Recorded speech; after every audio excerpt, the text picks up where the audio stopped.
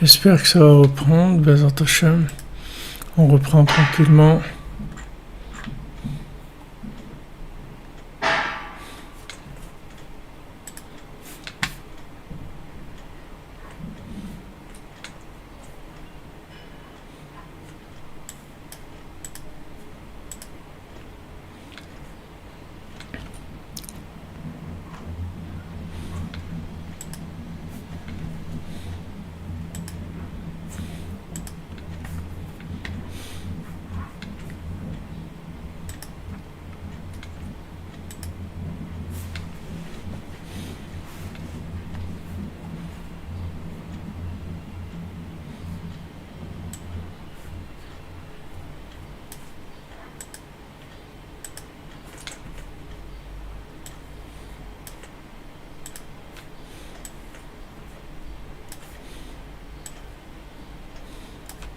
Ah, merci.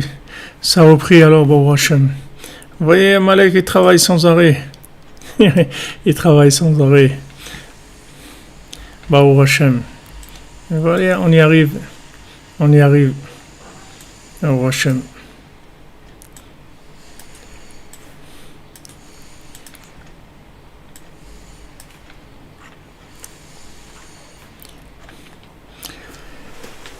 Voilà les amis, donc ça a repris sur YouTube.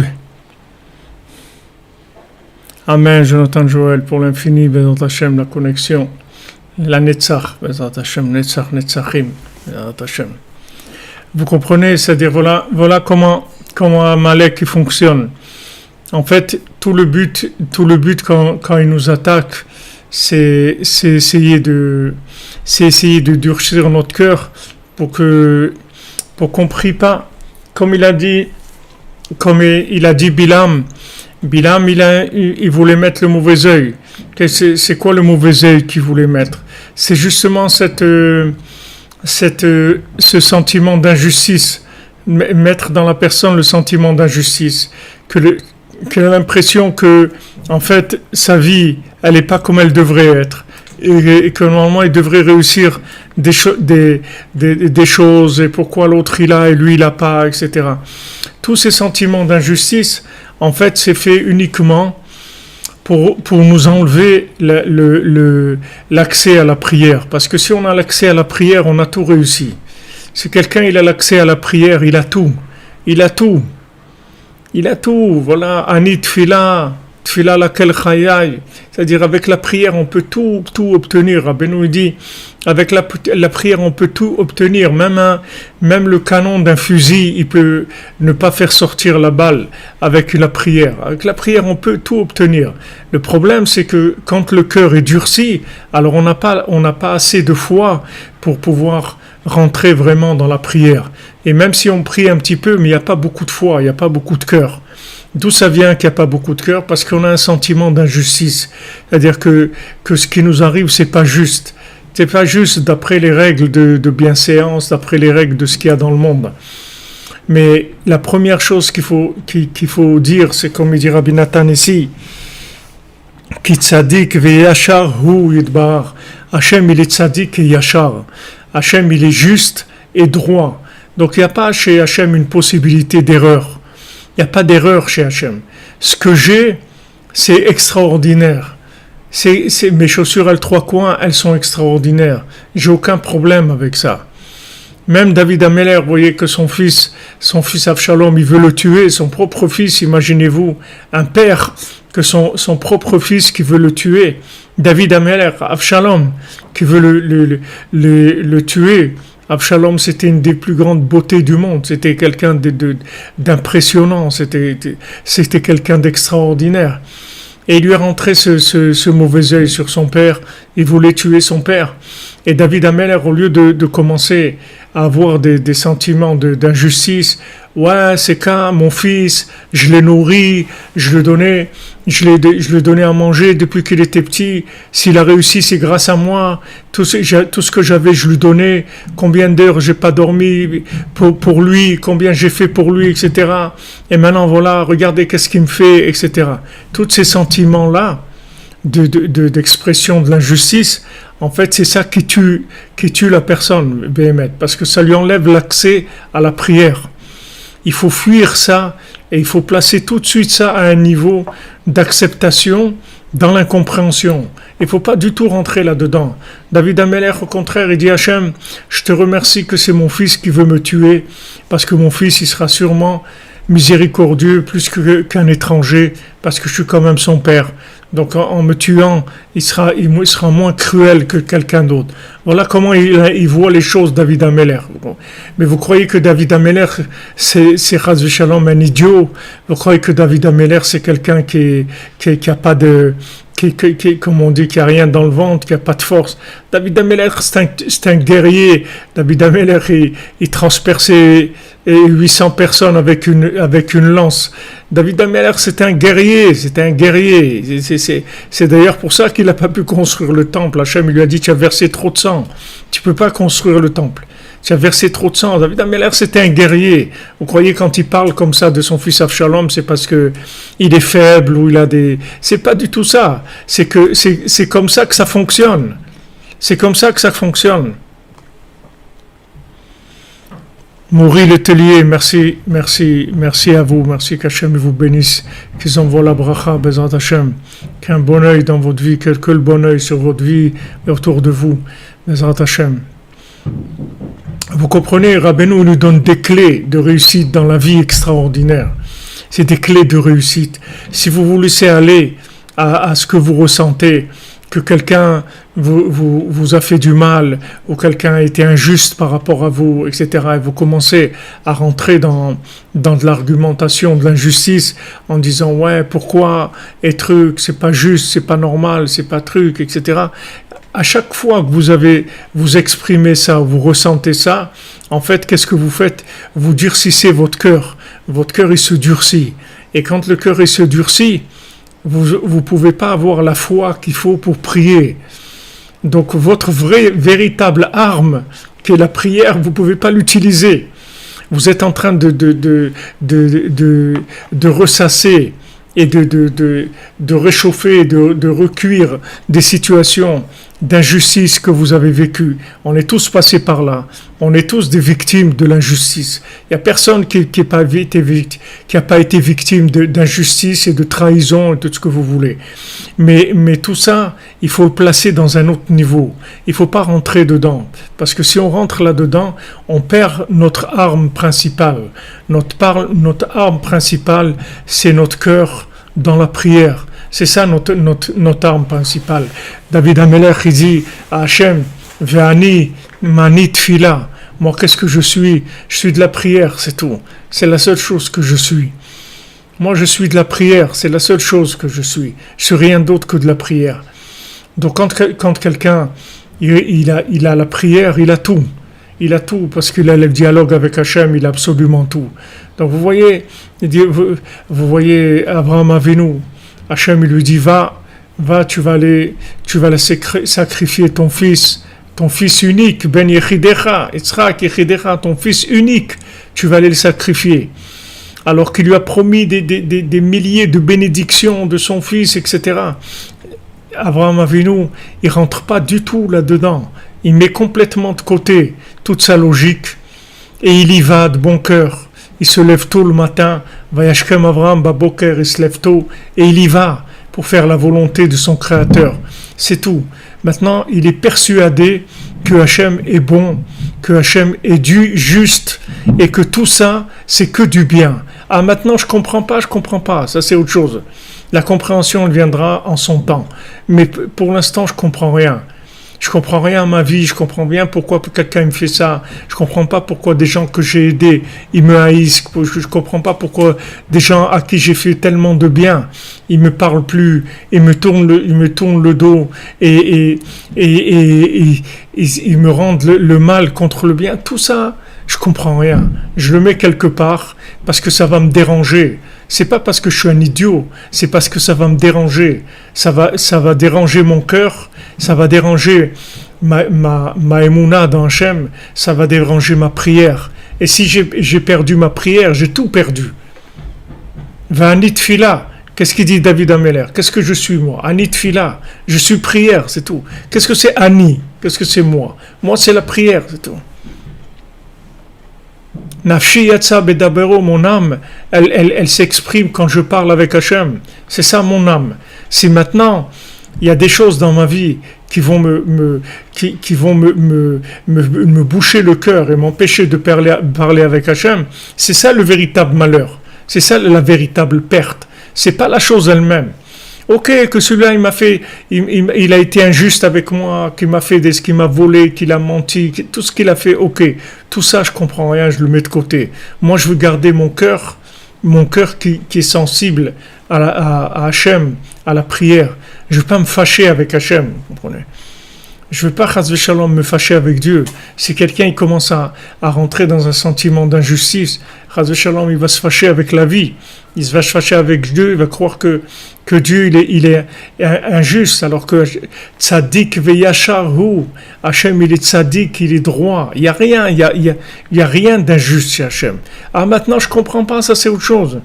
Je comprends pas. C'est pas tout que je peux comprendre. Je comprends pas. Ok. Et quand j'arriverai après au développement de la pellicule et que je vais voir que tout ce que Hachem il a fait, c'était que pour mon bien, que toutes ces situations, elles étaient que pour mon bien, c'est tout.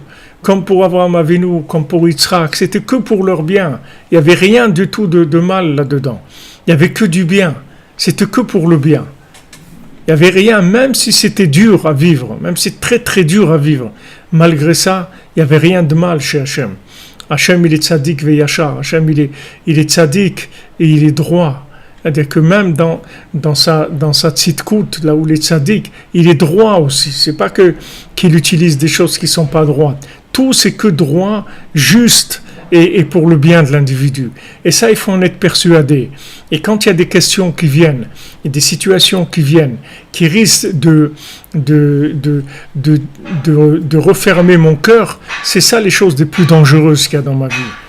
C'est ça ce qui est le plus dangereux. C'est que quand mon cœur, il se refroidit dans la prière, parce qu'il se refroidit dans la foi, parce que j'ai vu des choses qui ont l'air injustes, il n'y a pas d'injustice chez Hachem, ça n'existe pas.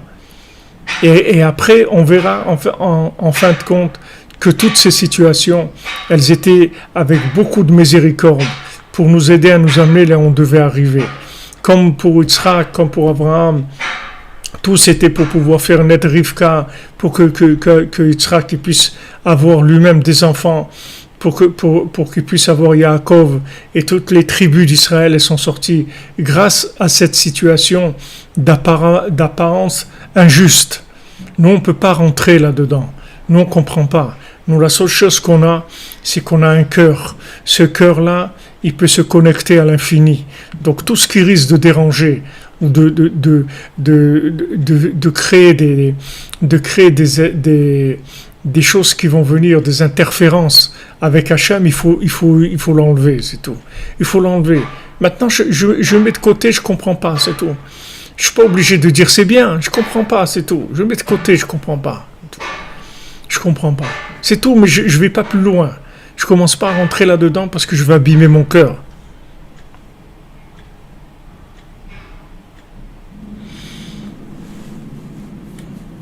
Jonathan Joël aussi, tu me demandes la question.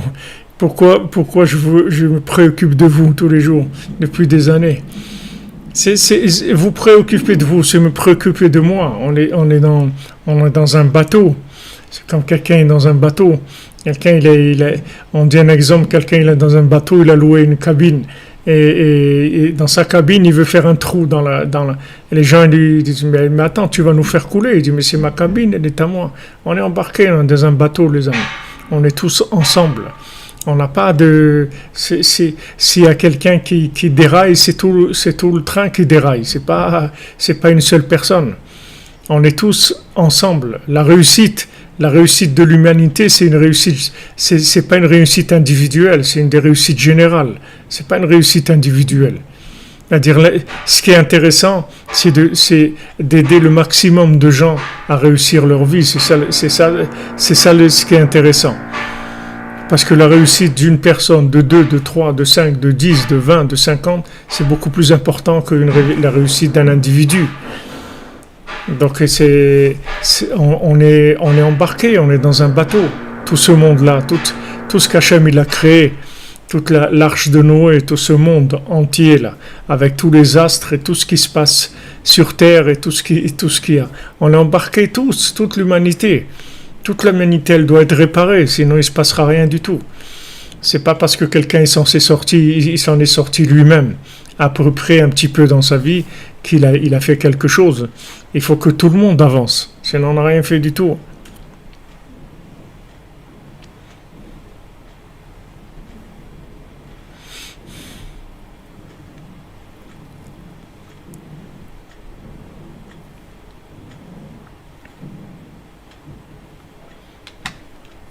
Exactement.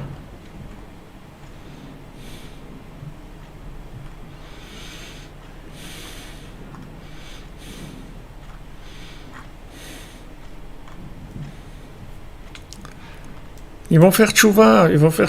Tous les gens que vous voyez, ils vont faire tchouva. Tout le monde va faire tchouva.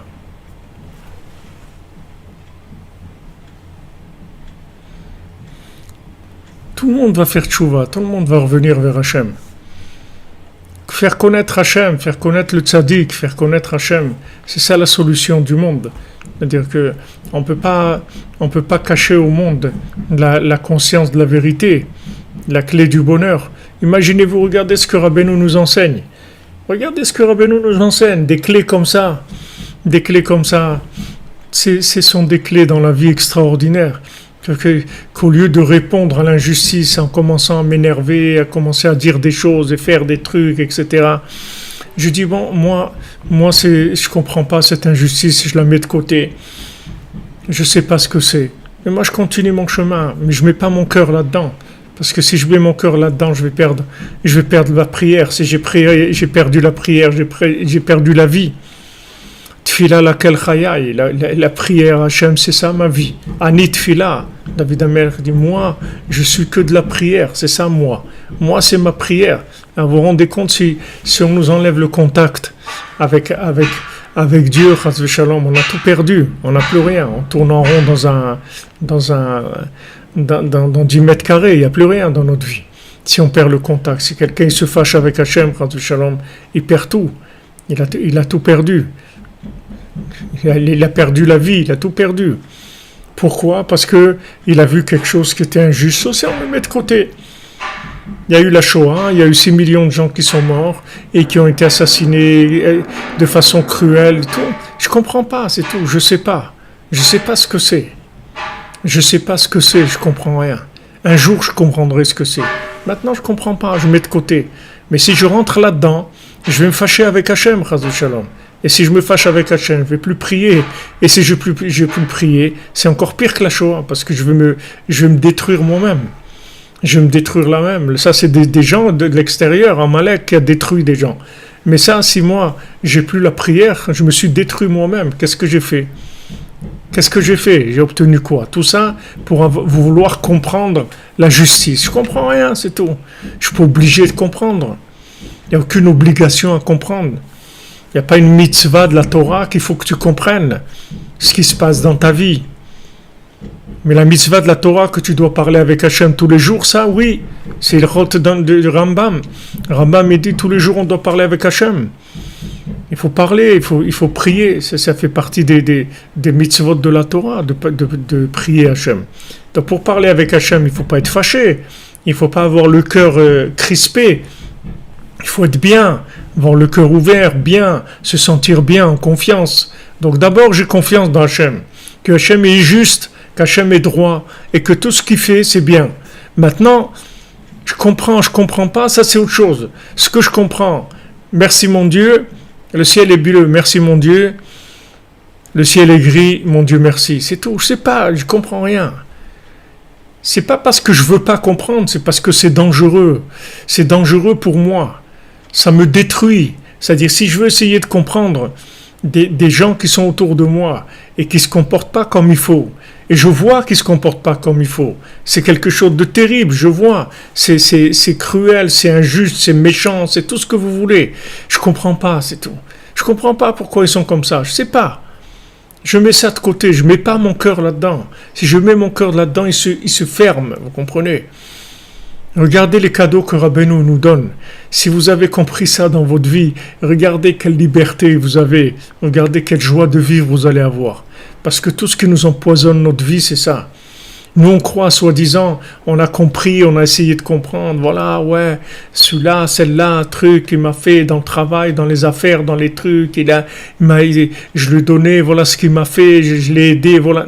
Tout ce que chacun, on a tous des paquets comme ça, on a des stocks entiers malheureusement, de situations comme ça.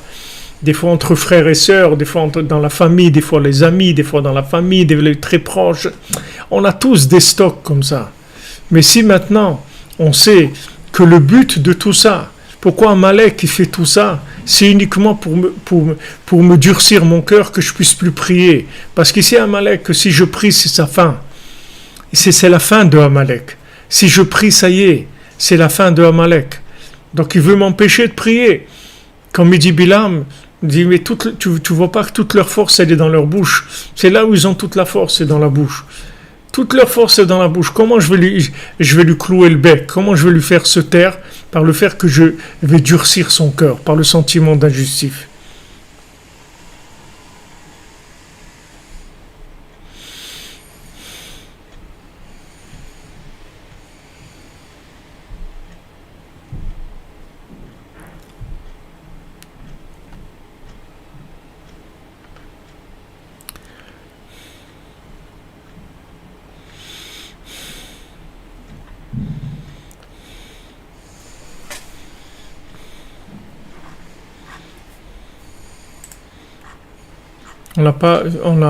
C'est ça qu'on a besoin. C'est d'avoir une intelligence pratique, une intelligence concrète pour savoir comment il fonctionne le monde. Imaginez-vous une clé comme ça dans la vie, rien que pour ça, combien il faut remercier Akadosh Baruch Hu et envoyer un tzaddik qui nous ouvre les yeux, qui nous dit voilà comment ça fonctionne, voilà ta vie, voilà comment elle fonctionne ta vie, voilà le système, comment il fonctionne. C'est quelque chose d'extraordinaire. Baruch Hashem, c'est une merveille. Comprenez? Rien que de savoir ça, d'adhérer à ça, c'est déjà une délivrance extraordinaire. Rien que d'adhérer à cette idée-là, ça casse déjà toutes les choses acquises, soi-disant, de se défendre, d'être truc. Vous croyez que David Ameller, il ne savait pas se défendre? David Ameller, c'est un guerrier. Vous le voyez comme ça. Vous croyez que David Ameller, c'était quelqu'un de faible? C'était un guerrier terrible, un grand tueur, David Ameller. C'était un grand guerrier. Mais c'est pas des guerres. Il faisait pas des guerres avec la haine, David Ameller. David Ameller faisait les guerres parce que il devait faire les guerres. Mais je ne sais pas quelqu'un qui avait peur. Son attitude, c'est pas quand il disait moi je suis que prière. Ma vie c'est la prière. C'est pas parce qu'il était faible qu'il disait ça. Parce que c'est la vérité. C'est le Emet le Amito. C'est la véritable vérité. C'est que moi, ce que je veux préserver le plus au monde, c'est mon cœur pour pouvoir prier. Maintenant, il y a des gens qui parlent sur moi, qui me veulent du mal, qui me crient dessus et tout. Si je rentre là-dedans, mon cœur, il va s'abîmer. Et si mon cœur, il s'abîme, j'ai perdu la prière, j'ai tout perdu. C'est ça, perdre. Tandis que maintenant, ces gens qui parlent, ces gens qui crient, ces gens qui m'ont volé, qui m'ont menti, qui m'ont trahi, tout ça va passer, tout ça. Tout ça, ça va passer. Parce que si j'ai gardé mon cœur, je suis vivant, c'est tout. Je parle avec Hachem et j'arrange tout. Et Hachem, il va me donner tout. Parce que je parle avec lui, parce que j'ai confiance en lui. Mais si quand je commence à rentrer dans la guerre de l'injustice, ça y est, j'ai tout perdu. J'ai tout perdu puisque mon cœur il s'est fermé. Et même si j'arrive à avoir gain de cause et je gagne, voilà, il m'a fait ça, ben moi aussi je lui ai fait ça, et je l'ai eu, et je l'ai embêté, et truc. Mais qu'est-ce que j'ai fait dans ma vie? Qu'est-ce que j'ai fait? Qu'est-ce que j'ai fait? Qu'est-ce que j'ai fait? Mon cœur il s'est durci. J'ai tout perdu si mon cœur il s'est durci. Ok, j'ai gagné un petit truc, une petite bataille comme ça, mais j'ai perdu la guerre de la vie. On n'est pas là pour... on ne va pas rester ici des millénaires sur Terre. On est là pour quelques dizaines d'années, les amis. Il faut savoir optimiser le passage au maximum. Il faut avoir des techniques pour optimiser le passage au maximum, pour avoir le maximum de contact avec Dieu, dans la confiance, dans la foi, de manière à obtenir tout ce qu'on doit obtenir. Et tout, on peut l'obtenir avec la prière. Ben nous dit, il n'y a rien au monde que tu ne peux pas obtenir avec la prière. Rien au monde. Tu peux changer une personne complètement avec la prière. La prière, c'est l'arme la plus puissante qui existe. Rabbi nous dit, c'est l'arme du Mashiach, la prière. La prière, c'est l'arme du Mashiach. Alors, au lieu de commencer à dire, celui-là, il m'a dit ça, celui-là, il m'a fait ça, celui-là, il m'a pris ça, celui-là, ça va abîmer mon cœur. Ça va abîmer mon arme. Rabbi nous dit l'épée du Mashiach, c'est la prière. Elle a deux côtés, un côté où de demander à Hachem et un côté de remercier Hachem. C'est les deux lames de l'épée du Mashiach. L'épée qu'on a de remerciement, de demander à Hachem. Mais si maintenant on commence à rentrer dans des questions, ouais, pourquoi ci, et pourquoi ça, et pourquoi il m'a fait ça, et pourquoi l'autre il prend ça, et pourquoi l'autre il veut diriger, pourquoi l'autre il veut toujours avoir le dernier mot, etc. Qu'est-ce que j'ai fait? J'ai abîmé la lame de mon épée. Après, je peux plus m'en servir, elle marche pas. Elle marche pas, la lame de mon épée. Vous voyez, Rabbeinu a raconté le Maaseh Bitachon, le Maaseh de celui qui avait, l'histoire de celui qui avait confiance dans Hachem. Alors lui, tous les jours, il allait travailler, et quand il avait gagné la journée, il faisait un super repas. Il était joyeux, il jouait du violon, il chantait, il dansait devant un super repas qui s'était préparé. Tous les jours, il faisait comme ça. Alors une fois, le roi, il a dit, qui est-ce qui est plus heureux que moi? Moi, je suis l'homme le plus heureux du pays. Alors quelqu'un qui lui a dit, excusez-moi, mais je connais quelqu'un qui est plus heureux que vous. Et le roi, il a dit, mais c'est pas possible. J'ai dit, oui, bien, je vais vous le montrer. Et il a vu effectivement ce monsieur-là, qui était complètement en dehors de tout souci. Il jouait du violon, il faisait son repas, il chantait, il était content. Et il faisait ça tous les jours. Alors, le roi, il a dit, on va voir combien de temps il va tenir. Alors, le roi, il lui a fermé les accès d'où gagner sa vie. Lui, il réparait des choses, alors toutes sortes de choses qui étaient abîmées. Le roi, il a fait un décret qu'on n'a pas le droit de donner à réparer les choses qu'on a. Alors, il n'avait plus de travail. Alors il a cherché un autre travail. Dans l'autre travail aussi, le roi il a fait un décret. Et comme ça, tous les métiers qu'il voulait faire, le roi il lui a bloqué pour qu'il n'arrive pas à travailler. En fin de compte, il lui restait qu'une seule chose, c'est de s'enrôler dans l'armée. Alors il s'est enrôlé dans l'armée.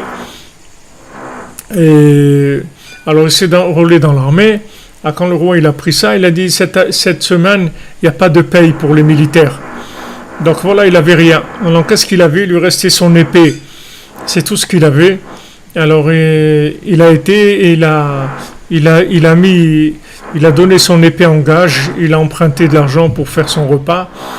Et il a remplacé son épée par une épée en bois. Il avait juste la poignée de l'épée qui était vraie, mais la lame, c'était un morceau de bois. Alors le roi, quand il a appris ça, il a dit, alors maintenant je vais le prendre vraiment la main dans le sac. Donc qu'est-ce qu'il a fait? Il a convoqué pour exécuter pour exécuter quelqu'un qui était condamné à mort. Il a dit c'est toi qui c'est toi qui va le décapiter. Alors lui, il a dit au roi, mais moi j'ai jamais tué personne dans ma vie. Qu'est-ce que vous voulez qu'est-ce que vous voulez pourquoi je devais faire ça? Et vous êtes sûr que il est condamnable, etc. Moi je veux pas faire ça, de tuer quelqu'un, etc. Le roi il lui a dit non, c'est un ordre du roi, t'en fais pas de soucis. On a bien, tout est juste, il y a aucun problème. C'est quelqu'un qui est condamné à mort, tu peux y aller tranquillement, etc. Alors lui, qu'est-ce qu'il a fait? Il a levé ses yeux au ciel, il a dit, regardez Hachem, moi j'ai jamais tué personne dans ma vie. Si maintenant cette personne-là, elle doit pas mourir, alors faites en sorte que la lame de mon épée, elle se transforme en bois.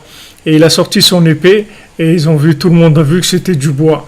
Alors que le roi, quand il a vu tellement, avec la joie qu'il avait, cet homme-là, avec la confiance dans Hachem qu'il avait, il arrivait à réussir toutes les épreuves que le roi il a voulu lui faire. Il n'est jamais rentré dedans, jamais rentré. Il arrivait toujours à s'en sortir et à faire son repas tous les soirs. Alors le roi il l'a laissé tranquille. Depuis ce jour-là, il l'a laissé tranquille. Il l'a plus embêté. Il a continué à faire son repas comme ça, avec son violon et la simcha tous les jours. Vous comprenez?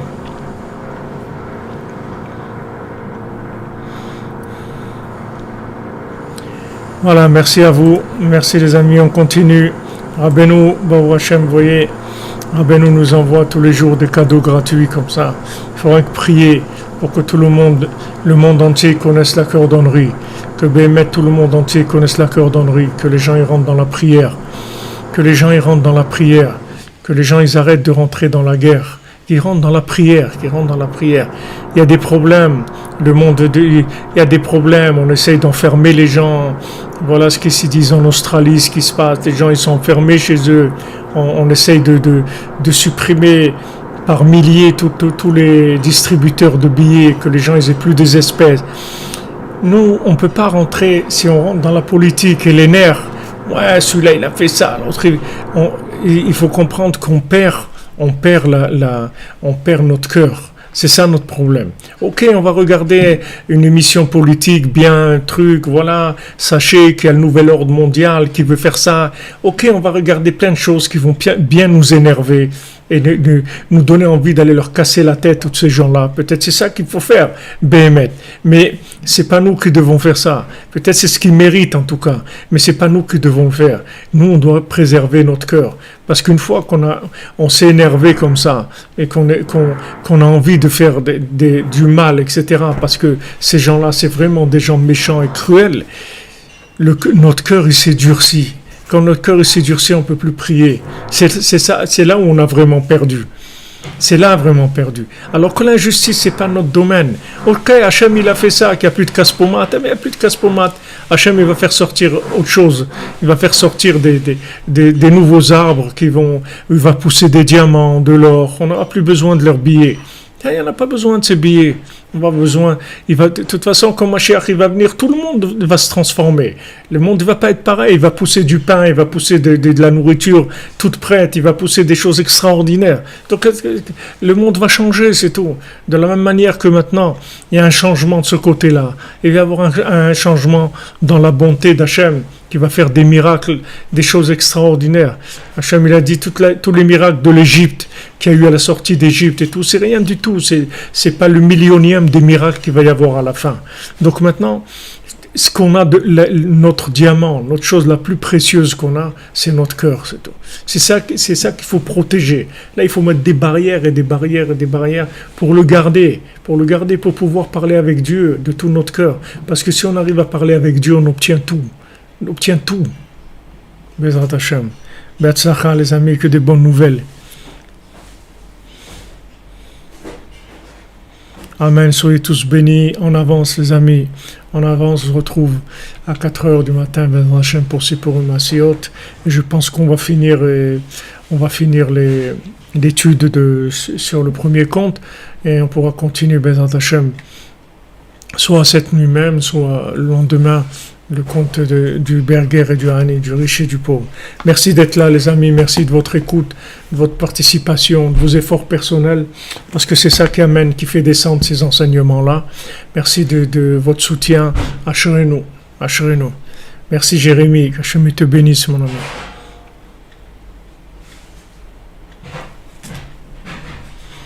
Ashrenu, Refoua Shlema, Daniel, Arthur, Ben Sarah.